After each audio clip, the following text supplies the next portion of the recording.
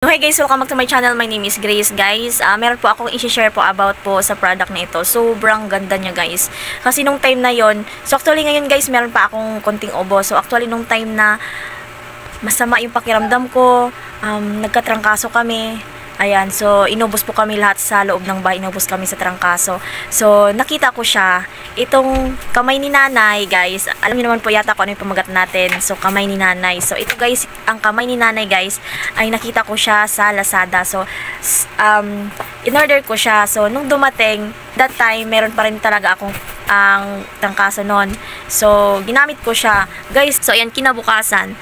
So, feeling ko talaga siya guys ay effective siya kasi nga nung ginamit ko siya, nawala yung sakit ng ulo ko. So, actually, uminom naman ako ng pain reliever, like, uminom ako ng gamot para sakit sa ulo, pero ginamit ko siya, ang ganda, ang gaan sa pakiramdam siya guys, tsaka ang bango niya. So, ito siya guys, ipapakita ko na. So, ito, alam ko, nakilala nyo to. Sa mga hindi pa kilala ito, so, sobrang ganda neto guys, sobrang mabango siya. So, ano lang naman siya, pagka hinawakan, para lang siyang Vicks, yan. Kapag ipinahin nyo siya guys, maginhawa sa pakiramdam nyo. So, ito ay all natural massage balm. Before up. So, kamay ni nanay nga ito. Nakikita nyo naman itong sulat dito sa taas. Yan. Kamay ni nanay. Tatak na kamay ni nanay. So, ingredients niya guys ay petroleum jelly. Petroleum jelly lang talaga siya. White base wax. Yan, para lang siyang floor wax na puti. Yan. So, ilalagay nyo lang po, imamassage nyo lang sa lahat ng part nyo kung saan yung masakit, ubo. Yan, ihahagod nyo lang po dito sa dibdib nyo. Yan, giginhaw na kayo ng maluwag. And then, mayroon siyang organic coconut oil, lavender, essential oils, and chamomile extracts. 50 grams siya guys, pero ang dami na niya. So, yung laman niya, para lang po siyang wax. Yan para lang siyang wax. Wax siya guys na para siyang Vicks na Vicks na parang floor wax yan. Pag inamoy niyo siya, mabango. Ang bango niya sobra. Tapos kapag ihahagod niyo po diyan sa niyo, sa part na kung saan yung masakit niyo, guys, alam niyo no, masakit yung likod ko, yung mga kasukasuan ko, doon ko siya hinahagod.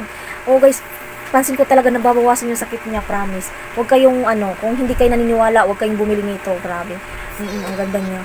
Hinihilot-hilot ko siya sa aking mga part na masakit sa kasukasuan ko. Ayan, tas dito ko. Ayan, hinahagod-hagod ko siya bago matulog, sa umaga, pagod sa gabi. Ayan, pagod sa trabaho. Ayan, hinahagod-hagod ko siya. So, na-discoverhan ko siya dito kay kay Tonet. Yan, kay Ma'am Tonet, yung asawa ni Wamos, yan. Doon ko siya nakita na lumabas ito sa newsfeed ko, sa Facebook ko. Dumaan siya sa wall ko, pinanood ko siya. So, doon nga daw gumaling yung anak niya, kaya siya marami akong napapanood, hindi lang siya. So, gumaling nga daw siya sa naramdaman niya, sa pagod niya, sa ubo at sipon, trangkaso, yan. Yan yung ginamit. Kaya, so, ayan, hindi ako nagdadalawang isip na nag-order sa Lazada. So, guys, ilalagay ko dito yung legit na link. Ilalagay ko dito sa description box below. Pwede rin po kayo mag-order dyan. So, ayan, guys.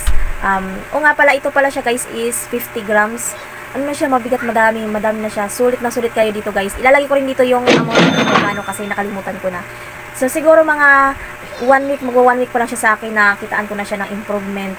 So, ayan guys, nung nilagay ko siya sa ko dito, hinahagod-hagod siya.